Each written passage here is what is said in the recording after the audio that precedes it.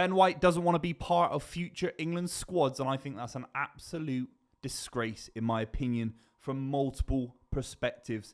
We are talking about one of the Premier League's best defenders, a defender who's currently through in the Champions League, playing at the highest level, someone who's top of the Premier League, who can play right back, he can play centre back, even pop into midfield. He's been one of the best total players in the league this season.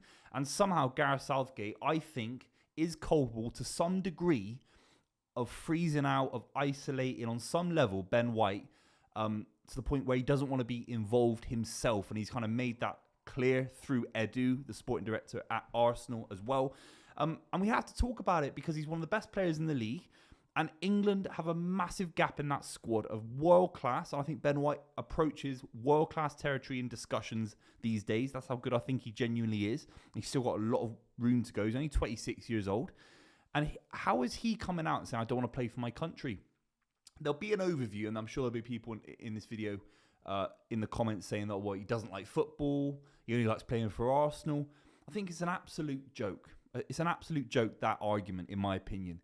Because it's not about being patriotic or playing for the king and all this rubbish. It's not about England as a thing. It's about being a sportsman and playing at the highest level. For some people, winning the Copa America would be better than winning the Champions League. Some people winning the Nations League, the Euros, would be better than winning the Premier League. I'm not saying Ben White has to think that way either. But if you're a sports person, it's not about England as a country. It's not a political thing. Certainly in this video, it isn't. I view it as a sporting opportunity for him to be a better footballer, to be a better athlete, and to have incredible memories. And obviously, I'm selfish. I'm deeply selfish because I'm an England fan who even my grandparents' generation would have been, in their 30s when England won in 1966. And since then, there's been absolutely zero success on the pitch. And Ben White, for me, looks like a serial winner in the waiting. I know he hasn't won anything with Arsenal at the moment in terms of big titles, but he's a killer. He's a world-class fullback, technically so gifted. So in this video, we're just going to break down sort of how Gareth Southgate released the news today, what it means for England, Arsenal, and obviously other centre-backs and right-backs that will come into the squad. We'll talk about that at the end of the video. If you're new to the channel, make sure you subscribe. Would really appreciate it. Let's just talk about it from Ben White's perspective as well. Obviously, there's this argument that he's not a big football fan. He doesn't watch football at home. He's a little bit distant from the game. That's absolutely fair. I think football fans sometimes can be a little bit too heavy on footballers. They need to be part of the culture. They need to love football inside and out. There's been a lot of footballers throughout the years that have been perfectly fine of dipping their toe in and out and just seeing it as a job, going in and out, getting your money, working hard for what you do, and that's fair. I think that's absolutely valuable. But I think there's been mismanagement from the England setup. Whatever happened in the camp for Qatar, going into that situation, whether it was a lack of game time, whether it was personal reasons, it's been kind of in multiple articles that I've read about it. Obviously, it's kind of related to personal issues. Maybe he wanted to get back to England, away from the Middle East, as a geographical thing. Maybe. We obviously don't quite know what happened. There is this kind of understanding that there was a bit of a blow-up maybe in training, or there's a bit of a misunderstanding. That's where I think football journalists are leaning towards. There's a bit of a misunderstanding. If there's been a misunderstanding on any level, and it's allowed Ben White the situation to blow up, where a couple of years later, it's a couple of years ago, when his country needs him to potentially go on and win major silverware, it's absolutely crazy and it's completely mismanaged.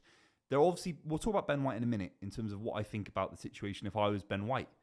It's hard because I'm not a professional footballer that doesn't like football. It's a weird one. There aren't many like Ben White. Let's be completely real. He's a bit of an outlier.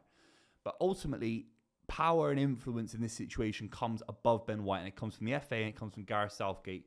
If Gareth Southgate says to someone in League Two, do you want to play for your country? Someone would drop everything to go and play for their country. So the power of choice, the power of who comes into the squad, how it operates, how it functions, comes from Gareth Southgate. His number one skill set, apparently, is to be a man manager, is to create harmony within the squad. He's certainly done that in numerous points throughout his tenure as England manager. There's no question about it. That's his only skill set, because tactically, let's be real, it isn't quite there. I don't think it ever will be. if he's allowed a situation to fester where Ben White 2 years after Qatar still doesn't feel comfortable, just dropping the mantle, letting water go under the bridge. Is that a saying? Water under the bridge. And just saying, for 3 weeks, I'm going to be in Germany to try and achieve something that, even if I don't like football, even if I like football 5%, playing in front of England fans, playing against the best of the best. I really don't sit here and do a video thinking Ben White has to love football. But then we see, I've got Arsenal mates that say to me, you see him fist pumping, cheering when he's whipping balls in against Brentford and getting winning assists last minute against Brentford. He's pumping. He loves it. He loves it. He loves playing for Arsenal. So if he loves playing for Arsenal, on some level, he has to love playing for England. And because it's the same sport. It's the same. You're playing with Harry Kane instead of Kai Havertz. You're playing with Saka and Phil Foden. I'm not telling anyone to do anything that isn't out of the realms of possibility. I'm not saying he even has to watch Monday Night Football. I'm not even saying that. But somewhere along the line, in the chain of command coming down to Ben White, there's been a mishandling of the situation of putting an arm around him, making sure that his feelings aren't hurt. Maybe he's just one of them. His feelings get hurt a little bit. He's emotional. People are like that. I've been like that in the past. And sometimes you have to go above and beyond to rectify a situation with a falling out with a mate, a falling out with different situations with a girlfriend, boyfriend, whatever it is, a family member. And on some level, it's very similar. You have to go above and beyond. I would question if Ben White loves playing for Arsenal, he can go. There's no issue with him going home and away in the Champions League. There's no issue him going to Europa League games last season away from home and spending time away from the country and having to come back. Club football's very rigorous. He's spending a lot of time training. So to say going to Germany might be an issue or anything related to like leaving the country for a little bit of time, I don't buy it necessarily unless I got that completely wrong. I don't buy it. So on some level, Gareth Southgate has, in my opinion, allowed a situation to fester. Now, it can't all be blame on Gareth Southgate, and you want to be positive going into the England squad. He's come out and sort of said that I've got to focus on people that are in the squad, and that is it. I think this Ben White situation will blow over and we'll have to forget about him as England fans. But it's a crying shame. It's a crying shame. And I would also question if Ben White really feels uncomfortable in that situation. I still don't think that's more important than playing for England in a tournament that you could win for your personal career. Why isn't Ben White being selfish and thinking, I can influence the situation, I can go in there and change things? He's an ambitious footballer on a club level. He loved moving to Arsenal for 50 million quid. He loves the money. So why can't there be any kind of crossing for Ben White to be in the England squad? And ultimately, I wouldn't be doing a video about this. I really wouldn't. If it was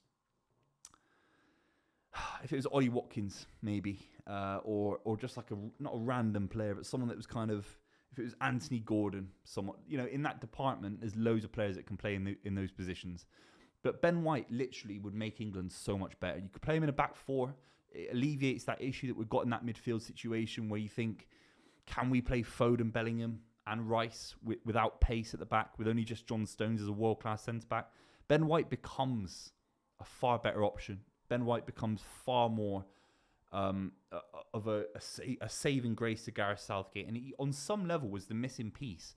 And that's why it's so frustrating. And that's why I think people will be talking about it in videos like this. But you have to let me know in the comments down below. Arsenal fans will obviously back him, and on some level, he's getting paid to play for Arsenal, and that's his contractual obligation. He's doing it very, very well. And it's just a shame there's no kind of emotion in the situation. There's no kind of connection with the England fans. It just feels a little bit cold. And you have to blame someone in the situation because he's a fantastic footballer. And by the way, how many players would die for the opportunity to play for their country? It's not an England thing. Obviously, I'm English, so I have to talk about it from my perspective. But players that go back to their countries in Africa or South America, the distance they have to travel, and the love and the enjoyment and the focus, the amount of players that have even played for Man City, that you can see it. That they slow down a few games before the international break or the international tournament because they're desperate to play in those tournaments. The Copa America was a big one. We had loads of South Americans. It was an amazing experience. Somewhere, someone hasn't sold the dream of the Euros to Ben White enough where you can put water under the bridge. There has to be criticism levied somewhere because he's so talented. It's not just some random bloke. It's not saying Dean Windass doesn't want to play for England. It's not some random pub footballer. right? It's ultimately one of the elite players in Europe not playing for England and therefore helping other sides in Europe be stronger by definition because of this situation. That is my opinion. You have to let me know in the comments down below. If you're new to the channel, make sure you subscribe. Would really appreciate it. I'll see you very, very soon.